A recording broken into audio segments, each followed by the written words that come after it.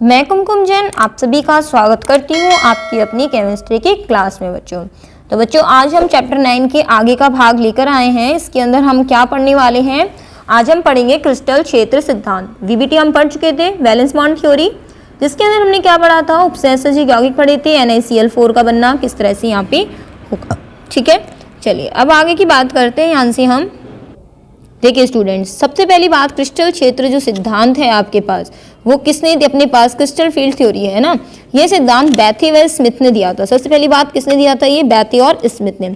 इस सिद्धांत के अनुसार केंद्रीय धातु आयन, मतलब अपने पास मेटल और लिगैंड, ये परस्पर किससे जुड़े होते हैं, ये विद्युत आकर्षण बल से जुड़े होते हैं। यहाँ जो बच्चों लिगैंड है, इसको लिगैंड को पॉइंट चार्ज माना जाता है। किसको मानते हैं बच्चों, इसको लिगैंड को मानते हैं यहाँ से पॉइंट चार्ज। पॉइंट चार्ज मतलब बिंदु आवेश के रूप में माना जाता है। बिंदु आवेश मानते हैं, इसका मतलब यहाँ माइनस मान लीजिए, इस पे प्लस मान लीजिए, तो आपस में ये विद्युत आकर्षण बल से जुड़े होते हैं। ये आपको नहीं लिखना है।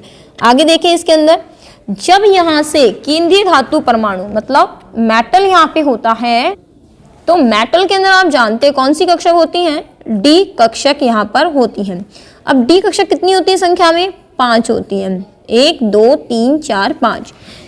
तो शुरुआत में जब परमाणु के पास, इस मेटल धातु परमाणु के पास कोई लिगैंड नहीं होता, तो इन 5 डी कक्षकों की ऊर्जा समान होती है और समान कक्षकों क्या नाम देते हैं, यहाँ से समभ्रंश कक्षक नाम देते हैं। आगे देखिए इसके अंदर, जब लिगैंड केंद्रीय परमाणु के पास, जब लिगैंड केंद्रीय परमाणु के पास बंध बनाने के लिए आता है, तो यहाँ जो लिगैंड होता है बच्चों, ये मेटल के पास जब जाता है बंध बनाने के लिए, तो मेटल के पास क्या होती है बच्चों, डी कक्षक होती है। इस तरह से है ना, कितनी होती है, 5 डी कक्षक होती हैं। जब लिगैंड मेटल के पास बंध बनाने के लिए जाता है, तो ये कक्षकें जो होती है 5 के रूप में नहीं रह पाती हैं।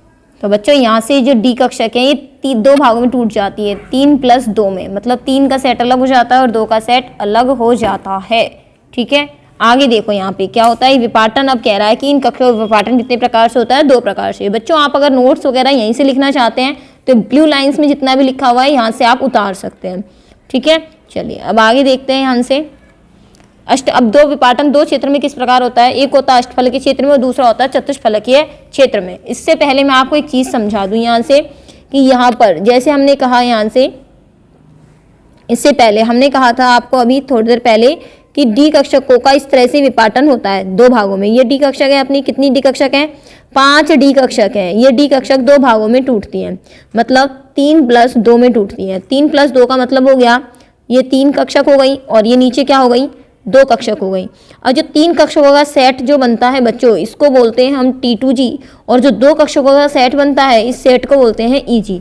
अब यहाँ से हम डी कक्षक कौन कौन सी होती है बच्चों, ये होती हैं DXY, DYZ, DXZ, और होती है DX-2Y2, और एक होती है DZ²। ये होती हैं 5 डी कक्षक। अब 5 डी कक्षक में से T2G कौन बनाएगी और EG कौन बनाएगी, चलिए ये आगे हम यहाँ से बात कर लेते हैं। ठीक है, देखेंगे यहाँ से एक चीज़, यहाँ से ये बताने से पहले हम यहाँ से एक चीज़ समझा दें आपको, डी कक्षकों की आकृति कैसे बनती है। तो यहाँ से अपने पास ये एक डी कक्षक है, ठीक है, यहाँ से इसी को बना लेते हैं हम। यहाँ से ये एक डी कक्षक है, इसी तरह से यहाँ हम बात करें, ये दूसरी डी कक्षक है, इसी तरह से यहाँ बात करें, ये तीसरी डी कक्षक है। ठीक है ना, ये अपने पास तीसरी है। इसी प्रकार से हम यहाँ बात करें, तीसरी डी कक्षक में यहाँ पर अगर XY रखते हो तो इसका नाम होता है DXY, YZ रखते हो तो नाम होता है DYZ, और X और Z रखते हो तो नाम होता है DXZ। अब इसके बाद आगे की बात करते हैं, 5वीं डी कक्षक कौन सी होती है, ये इस तरह से रखते हो तो इसका नाम होता है DZ², क्योंकि ये Z अक्ष पे है। और अगर हम ऐसे रख दें इसको, तो ये X और ये Y, ये होती है DX²-Y²। ठीक है, अब हम आगे बात करते हैं। अब इसमें से आप एक चीज़ देख रहे हो यहाँ पे, इसके अंदर से ये जो 3 है, 1 2 3, ये तीनों फैली हुई हैं विकर्ण के अनुदेश। किस तरह से फैली हुई हैं, विकर्ण के अनुदेश, जबकि 1 और ये 2, ये वाली फैली हुई हैं अक्ष के अनुदेश। तो ये जो तीनों विकर्ण के अनुदेश फैली हुई हैं, इनका नाम होता है बच्चों T2G। एग्जाम में क्वेश्चन बन जाता है, लिख लीजिए, कि T2G कक्षक बनाने वाली D उपकोष की तीनों कक्षक बताइए। तो T2G कौन बनाती है? XY, YZ, XZ। इसी तरह से अपने पास 2 बच गई, ये दोनों क्या बनाती हैं? EG कक्षक बनाती हैं। अब बच्चों अपने पास एक चीज़ तो ये क्लियर हो गई कि हमारे पास एक T2G होती है और एक क्या होती है? EG होती है। ठीक है, अब ये T2G अपने पास ये 3 का सेट हो गया और ये EG का। अब आपको बता दें, जब हमारे पास कक्षकों की ऊर्जा समान थी तब ये कैसी रहे? अपने पास D कक्षकों की ऊर्जा समान थी तब तो हमारे पास ये रहे। इस समय इन कक्षकों को क्या कहा था? समभ्रंश कक्षक कहा था। लेकिन अब ये कितने बट गई? 2 सेट में। तो डेफिनेटली एक की ऊर्जा क्या है? ज़्यादा है, एक की एनर्जी तो ज़्यादा है और दूसरे की एनर्जी क्या है? कम है। अब हम कैसे पता करें कि किसकी एनर्जी ज़्यादा है? T2G ज़्यादा एनर्जी वाली है या EG ज़्यादा एनर्जी वाली है? तो इसका पता हम ऐसे नहीं कर सकते हैं। जब हम बात करते हैं अष्टफलकीय विपाटन की, किसकी बात करेंगे? जब विपाटन होगा अष्टफलकीय क्षेत्र में तो यहाँ पर ज़्यादा होती है ऊर्जा EG की, और जब चतुष्फलकीय क्षेत्र में विपाटन होगा तब ऊर्जा ज़्यादा होती है T2G की। इसका क्या कंसेप्ट है भाई? ऐसा क्यों कह दिया कि अष्टफलकीय क्षेत्र में EG की ऊर्जा ज़्यादा होती है? तो पहले इसको समझ लेते हैं। पहली बात तो अष्टफलकीय क्षेत्र कहते किसको हैं? पहले ये तो पता चले कम से कम कि अष्टफलकीय क्षेत्र मैडम आपने कह किसको दिया, तो टेंशन लेने की जरूरत ही नहीं है। अष्टफलकीय क्षेत्र, हम अष्टफलकीय आकृति पता है आपको? देखो ये वाली होती है अष्टफलकीय आकृति। ये अपने पास है, मेटल अपने पास हो गया, ये इस तरह से हो गया है ना। जब लिगैंड से, जब मेटल से 4 6 कितने लिगैंड है? 6 लिगैंड अष्टफलकीय क्षेत्र में घिरे होते हैं तो इसे अष्टफलकीय क्षेत्र कहते हैं। अगर इस तरह का क्षेत्र बनेगा तो अष्टफलकीय आएगा। ठीक है, तो 6 लिगैंड की संख्या होती है तो अष्टफलकीय बनेगा, और 4 लिगैंड की संख्या होगी तो चतुष्फलकीय बनेगा। चलो ये वाली बात क्लियर हो गई। अब दूसरी बात आती है कि अष्टफलकीय क्षेत्र में T2G ज़्यादा ऊर्जा की होगी या EG? चलो समझते हैं, बहुत आसानी से समझने वाले हैं आप। देखो समझेंगे, ये अपने पास है ना मेटल, ये अपने पास अभी हमने कुछ नहीं करा है, ये हमने क्षेत्र बनाया है केवल अभी। यहां से हमने कहा लिगैंड का नाम, किसका नाम ले लिया? लिगैंड का नाम। ये लिगैंड, दूसरा लिगैंड, तीसरा लिगैंड। अब ये लिगैंड जा रहा है इस मेटल से बॉन्ड बनाने। जब तक मेटल से बॉन्ड नहीं बनाया था, इस मेटल की 5 D कक्षक जो थी वो कैसी थी? समान ऊर्जा पे थी। 5 D कक्षक ऊर्जा कैसी थी? समान। अब जैसे ही लिगैंड मेटल के पास जाता है तो किस रास्ते से जाता है? ये जाता है अक्ष के अनुदिश। मतलब जिस यहाँ पर ये अक्ष के अनुदिश जाता है, ऐसे लिगैंड ने गति करी अक्ष के अनुदिश। अब क्या करा भाई? अक्ष के अनुदिश किया तो अब आप याद कीजिए, D कक्षक एक तो इस तरह से फैली हुई थी, याद आ गया, इसको कहा विकर्ण के अनुदिश। एक D कक्षक इस तरह से फैली हुई थी ना। तो जैसे ही लिगैंड यहाँ से इस रास्ते से जाता है, वैसे ही D की अक्ष के अनुदिश फैली हुई D कक्षक लिगैंड के रास्ते में पड़ जाती है। मतलब मेटल की कौन सी कक्षक? जो अक्ष के अनुदिश फैली हुई D कक्षक थी वो लिगैंड के रास्ते में पड़ती है। स्थिति ऐसी हो गई, ये चीज ऐसे मान लो कि ये लिगैंड था और ये मेटल था, है ना, और यहाँ पे D कक्षक फैली हुई है। कौन सी फैली हुई है? D कक्षक। चलो ऐसे मान लेते हैं इसकी, यहाँ D कक्षक फैली हुई है dx² -y², यहाँ पर फैली हुई है dxy, और यहाँ भी फैली हुई है dyz, और यहाँ फैली हुई है dx² -y²। ठीक है, ये वाली अपने पास। अब बात आती है लिगैंड का रास्ता भी यहीं से चला। लिगैंड जब चला तो लिगैंड के रास्ते में कौन सी कक्षक पड़ेगी? कौन सी कक्षक दिखाई दे रही है लिगैंड के रास्ते में? लिगैंड के रास्ते में दिखाई दे रही है यहाँ से dx² -y²। लिगैंड भी इस रास्ते से आया, जिस वजह से लिगैंड की और इस dx² -y², ये वाली कक्षक है कौन सी? वो कक्षक है ये वाली x और ये y। तो ये रास्ते में पड़ गई, इसीलिए जब ये रास्ते में पड़ गई तो यहाँ पर क्या होने लगा बच्चों? यहाँ पर होने लगा बच्चों प्रतिकर्षण। प्रतिकर्षण होने की वजह से, समझते जाओ, केवल उतारना कुछ नहीं है अभी। प्रतिकर्षण की वजह से बच्चों क्या हुआ? यहाँ से ऊर्जा क्या हो गई? ज़्यादा हो गई, और इसकी एनर्जी ज़्यादा हो गई। और ये किसका भाग था? ये था EG कक्षक का भाग। इसीलिए लिगैंड के रास्ते में जो कक्षक पड़ती है उसी की ऊर्जा ज़्यादा हो जाती है, और वो प्रतिकर्षण के कारण ऊंचे स्तर पर चली जाती है। तो ये यहाँ से सिद्ध हो गई बात कि अष्टफलकीय क्षेत्र में Eg कक्षक की ऊर्जा ज़्यादा होती है और T2G की कम होती है। स्टूडेंट्स, हमने यहाँ पे सीख लिया है आखिर अष्टफलकीय क्षेत्र में विपाटन कैसे होता है।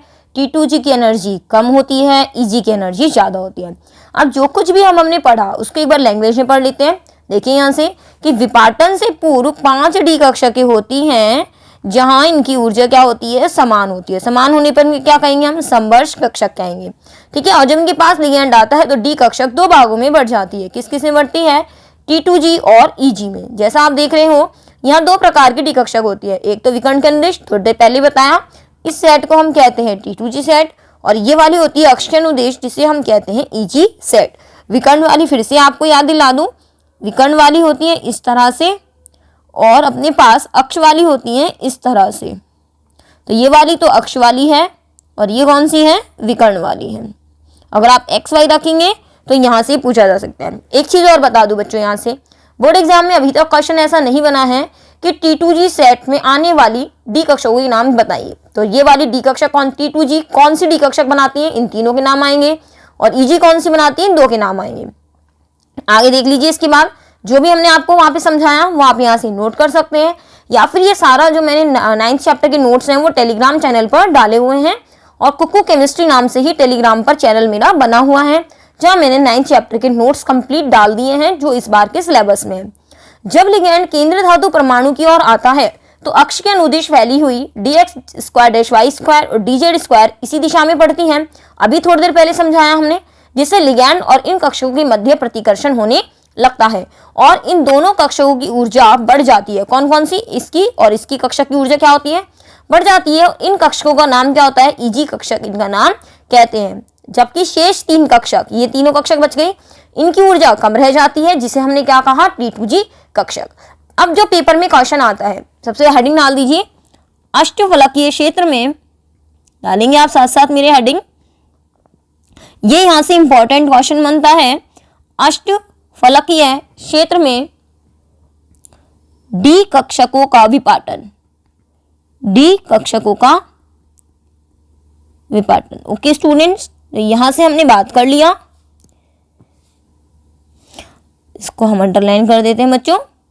ठीक है, चलिए अब इसके बाद की बात पढ़ते हैं हम, यहाँ से किस प्रकार से इसको हम पढ़ेंगे बच्चों। ठीक है, देखिए यहाँ से हम यहाँ से चित्र बना रहे हैं, इसका देख लीजिएगा एक बार।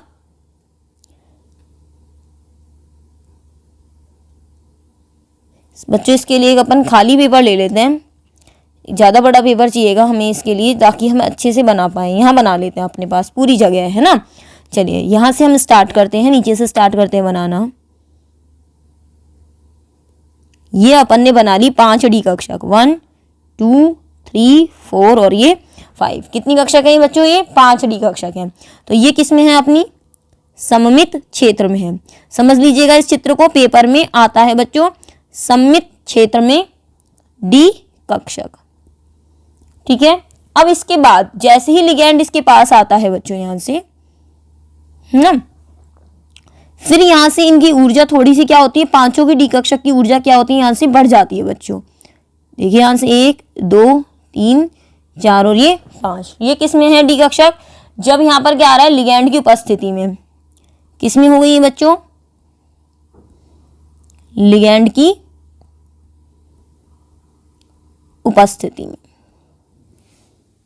देखिए बच्चों इसके बाद आगे क्या होगा, ये दो भागों में बटेंगी। एक तो जाएगा अपने पास भाग कहां से, ऊपर, और एक कहां आएगा बच्चों, नीचे।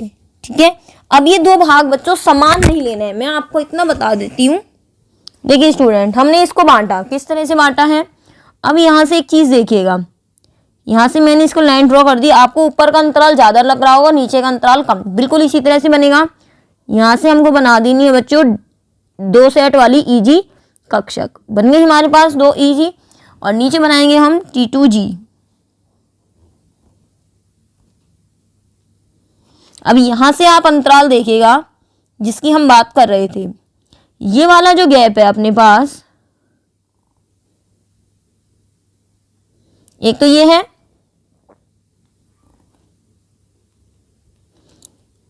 एक अपने पास ये गैप है। ऊपर वाला गैप ज्यादा है डेफिनेटली, तो ऊपर वाले को हम देंगे प्लस नाम, नीचे वाले को माइनस, और ये वैल्यू होती है 0.6 डेल्टा ओ और नीचे वाली होती है 0.4 डेल्टा ओ।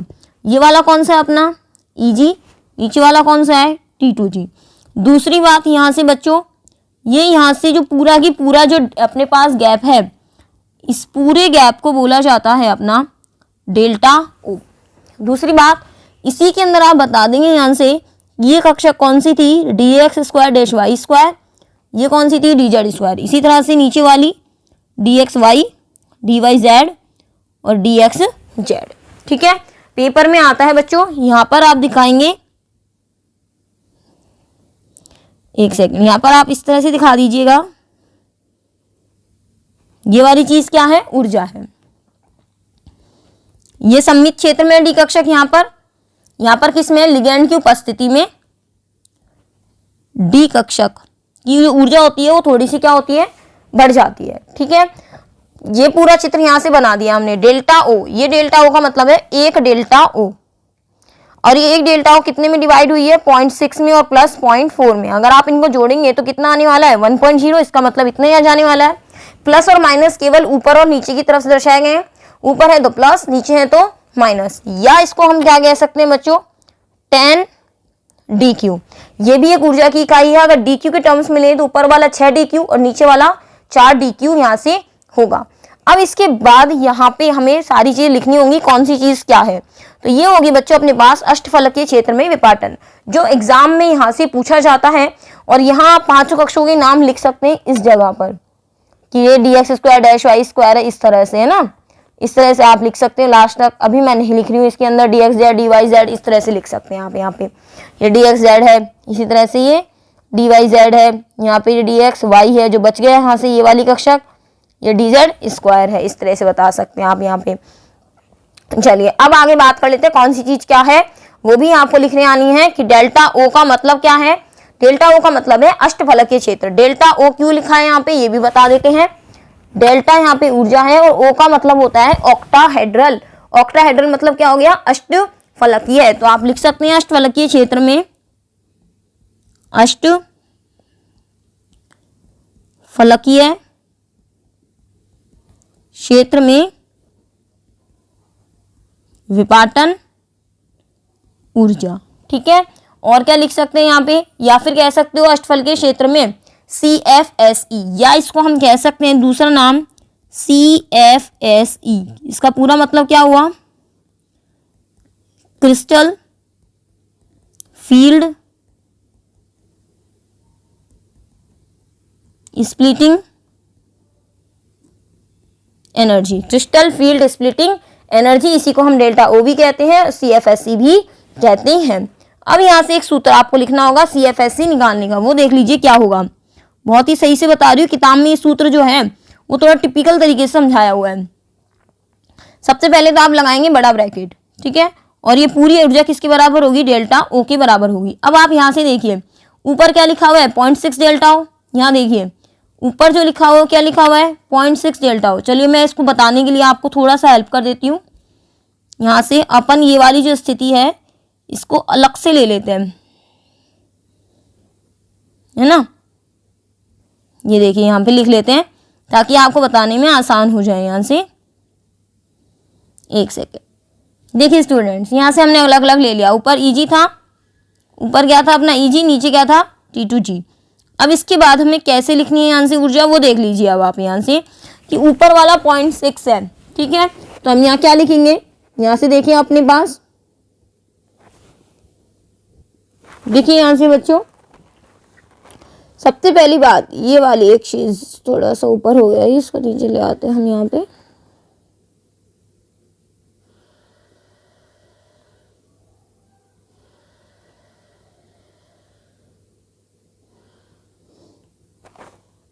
देखिए स्टूडेंट्स, यहाँ से कितना दे रखा है वैल्यू, यहाँ से 0.6 डेल्टा ओ। इसका मतलब यहाँ पर कितना आएगा 0.6। अब इसके अंदर इलेक्ट्रॉन्स भी तो भरे जाएंगे ऐसे 1 2 3 4, तो यहाँ पे क्या लगाएंगे n का मतलब ऐसे भरे गए इलेक्ट्रॉन। उसके बाद क्या आएगा, यहाँ से कौन सी कक्षक की बात कर रहे हैं, ऊपर वाली कक्षक की बात कर रहे हैं, तो क्या आएगा यहाँ से Eg। इसके बाद हमने क्या लगाया प्लस। अब नीचे वाली कक्षक आप देखिए क्या लिखा हुआ है, नीचे वाली में लिखा हुआ है 0.4, लेकिन 0.4 किसके साथ है, माइनस के साथ। इलेक्ट्रॉन आएंगे तो n, और कक्षक कौन सी है, T2G। तो ये हो गया CFSE निकालने का सूत्र, किसके साथ, अष्टफलकीय क्षेत्र में निकालने के साथ। अब हम इसके बाद नेक्स्ट वीडियो में बच्चों क्या सीखेंगे कि इन T2G और EG कक्षकों में इलेक्ट्रॉनों का, डी इलेक्ट्रॉनों का वितरण किस प्रकार होता है। तो बच्चों आप हमारे साथ बने रहिएगा। हम नेक्स्ट वीडियो में आपको सिखाएंगे कि अष्टफलकीय क्षेत्र में प्रबल लिगैंड और दुर्बल लिगैंड में डी कक्षकों में इलेक्ट्रॉन का वितरण किस प्रकार से होता है। तो बच्चों मिलते हैं हम अपनी नेक्स्ट वीडियो के अंदर। हमारे साथ इसी तरह बने रहिएगा, शेयर करने में कंजूसी मत कीजिएगा। हम आपके लिए इंपॉर्टेंट क्वेश्चंस के वीडियोस रेडी कर रहे हैं, आपके लिए जरूर लेके आएंगे। आपके एग्जाम बिल्कुल 10 मई से 10 मई का आपका केमिस्ट्री का पेपर है, उसके लिए आपको प्रिपेयर बिल्कुल कराएंगे। यहाँ से रिवीजन वाली जो हमारी वीडियो की प्लेलिस्ट है बच्चों, वो प्लेलिस्ट बहुत ही काम की है आपकी एग्जाम के लिए। मैं आपको रियल में बता दूं, जैसे मैं स्कूल में करवाती हूँ रिवीजन वाली प्लेलिस्ट, वहाँ उन बच्चों को भी कहती हूँ वही क्वेश्चन मैं स्कूल में बार बार रिपीट कराती हूँ। बस आप वहां से रिवीजन वाली प्लेलिस्ट में, जहां तक आशा करती हूँ आप कॉपी में लिख रहे होंगे उसके क्वेश्चंस, तो उस कॉपी को बार बार रिवीजन लगाते रहिएगा ताकि आपकी तैयारी अच्छे से हो पाए। चलिए बच्चों मिलते हैं हम अपन नेक्स्ट वीडियो में नए क्वेश्चंस के साथ। तब तक के लिए धन्यवाद, बाय बाय।